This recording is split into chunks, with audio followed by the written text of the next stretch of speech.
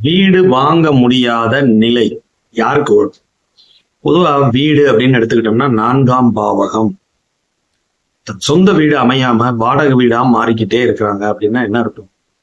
4ஆம் இடத்து அதிபதி சரியான வலுவுல இல்லாம 4ஆம் இடம் பாவ கிரகங்களால கெட்டு போய் அமைப்புல இருந்துச்சுன்னா நிலையான ஒரு வீடு அமையாம போய்விடும். இது ஃபர்ஸ்ட் பாயிண்ட்.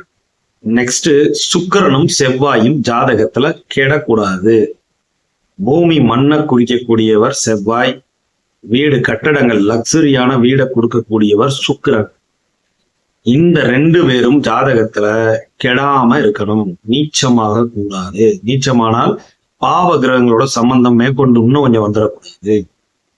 செவ்வாய் ஒரு இடத்துல போய் நீச்சமாகிறார், கடகத்துல நீச்சமாகிறார் வச்சுக்கோங்க, மேற்கொண்டு சனி 3ஆம் பார்வையால மேல இருந்து பார்த்துருக்காரு ரிஷபத்துல.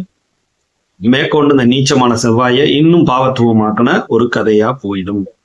சரிங்களா? அதே மாதிரி ஒரு நேர இதுல இருந்து பார்த்தாலும் மகரத்துல இருந்து பார்த்தாலும் நீச்ச பங்கம் கிடைக்கும். ஆனா சனியால் நீச்ச பங்கம் கிடைக்கிறது நல்ல விஷயம் அல்ல.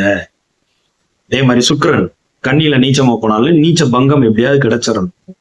இந்த மாதிரி அமைப்புகள்லாம் இருக்கும் போது சொந்த வீடு அமையறதுக்கு வாய்ப்புகள் மிக குறைவா போய்விடும். 4ஆம் இடம், 4ஆம் இடத்து அதிபதி செவ்வாய் சுக்கிரன் ஜாதகத்தில் கெடும் பொழுது சொந்த வீடு கனவாவே போய்விடும். இதான் அமைப்பு. 4ஆம் இடத்துல பாவக்கோள்கள் அமர்வது, 4ஆம் இடத்து அதிபதி கெட்டு போறது, சுக்கிரனும் செவ்வாயும் கடுமையா பாதிக்கப்படும். இங்க இருந்துச்சுன்னா கடைசி வரைக்கும் வாடகை வீட்டுல இருக்க வேண்டிய அமைப்பு வந்துடும். சொந்த பேர்ல வீடு வாங்கினாலும் கூட அதை விற்க வேண்டிய சூழலுக்கு வந்துவிடும்.